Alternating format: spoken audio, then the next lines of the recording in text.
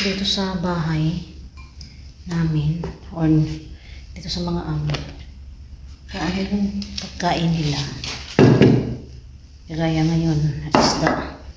Magbibigay talaga yan si Mama Kiber ng ulam. Kahit may ulam na para sa amin din, magbibigay talaga siya. Kaya, lucky us. Nandito kami sa bahay na to. Basta hindi madamot pagdating sa pagkain. Dahil isda ang kapagkain ng ulam, itong natira, ito ang buto-buto ay bigay natin sa ating alaga doon sa labas na mga mingming. Ito. May pagkain na naman ng alagang mingming sa labas.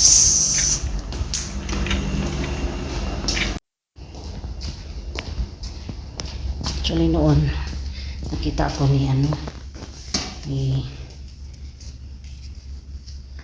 Baka, yung kapatid ni Mama Kiber na binibigyan ng pagkain yung pusa. Tapos sabi niya, hindi ko daw bigyan kasi baka daw maraming mga insekto ba. Iwan ko. Pero dahil mawain tayo sa mga hayop, binibigyan ko pag so kung hindi siya makakalito kasi mas naman ito binibigyan. Okay ko muna yun. Isabay ko na sa isabay ko na siya sa pagtapon ng basura. So yun kasi bismillah.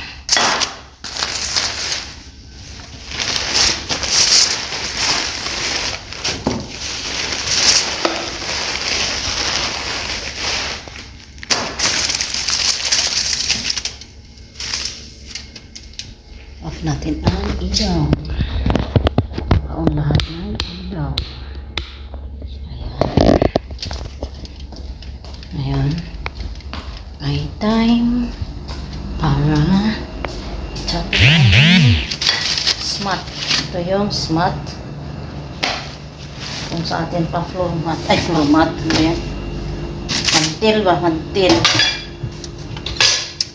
Ito naman yung isda na para sa puso. Ngayon ay ililipat ko dito sa ayan o. Ililipat ko sa spear o sa foil. Kalumigyan ko.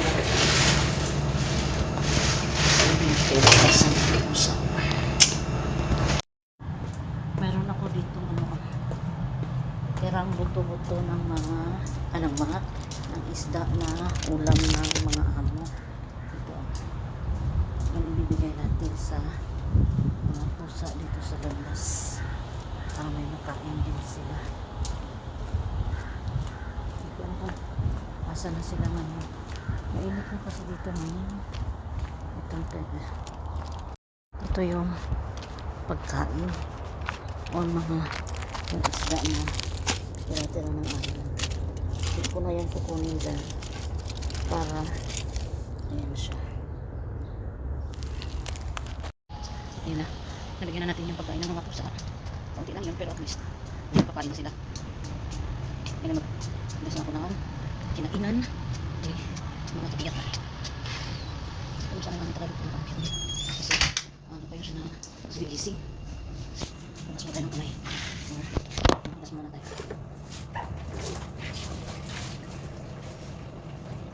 Kasi nga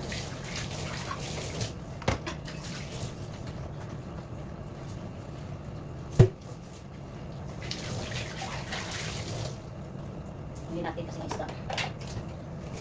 Nakakabak ng smells fishy. Fishy.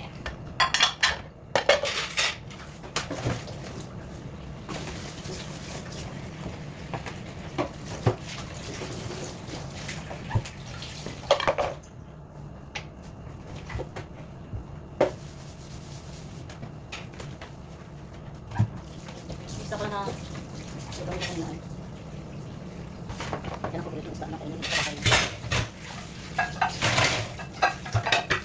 Alam natin ang sarap na mag-uwa. Ang pinggan na walang halong tubig. Sino ba ang naglalagay ng ano? Minimix ng tubig at saka ang sabon. Pure na sabon o walang halong tubig. Ang ating gamitin para ang smells fishy. Tapos kabagat ito. Kain natin ang lunch. Kumain na natin pagkatapos kumain ng lunch sa kabagat ng bali para mababad siya sa sabon. Matanggal ang langsa ng isda. Ay, paano ang ginagamit para matanggal ang langsa ng isda sa pinggan? Comment down below. Para may ito. Because sharing is caring.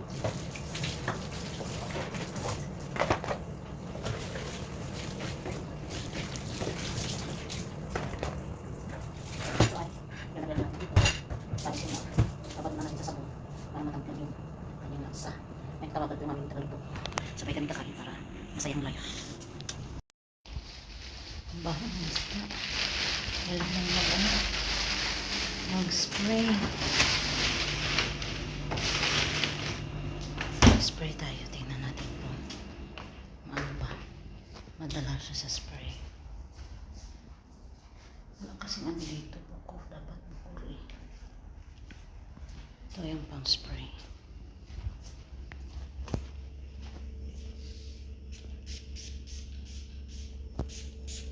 Spray natin tapos isara para naka-amoy ng isda ay ng amoy ng pabango ay makulong or magstay.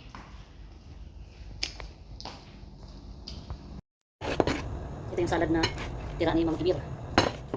Ito naman yung isda na tira nila Mama Kibir. Ito naman yung isda din na dalawang klase. Ito ay yung ano to? 9. Tapos ito ay spaghetti. Pakita ko sa inyo kung gaano kalaki yung isda na ito pagdugtong ko. Imagine that it's very big. Pag sa Pilipinas ito ilang tao nang makakain ito? 1, 2, 3. Mga 4 tao nang kakain ito. Kasi ano siya, yung flesh niya makapal. Kain tayo. Ito yung ulo. Ito yung ating sausawan. Anong biga? Lemon at saka vinegar. Pinagsama. Ambot.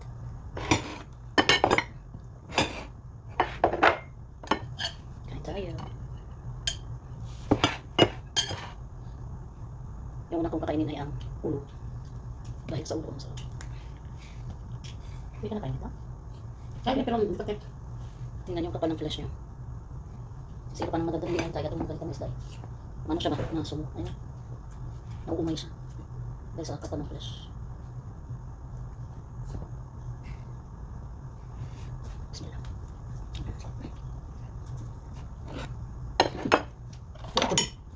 Siya din magkulit ka nilat dito.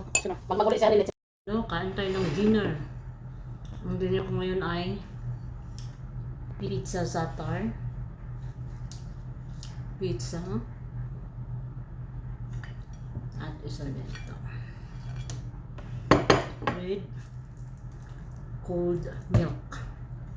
At ang ating panghimagas ay yung ginawa kong sago. Ito na lang natira. Sweet sago. Kain tayo.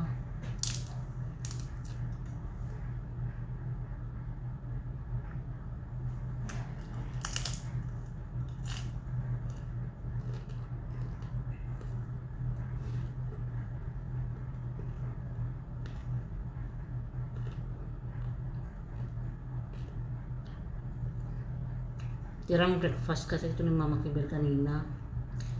Sayang itapon. Kaya tinago ko. Kakain ko ngayong gabi.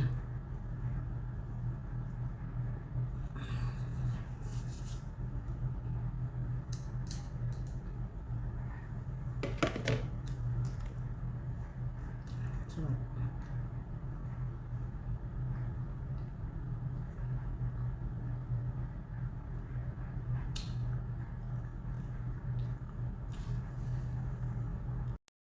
ito na nga. The day is over. Time check is 10:30 na. At ngayon ay makikita na tayo. At ito hanggang dito na lang ang mga kaganapan sa araw na ito. Thank you for watching. Bye-bye. And masalama. See you tomorrow for the next video. Masarap pa yung hangin. Malamig. Pero hindi natin alam kung hanggang saan ang lamig na ito. Hindi pa siya mainit.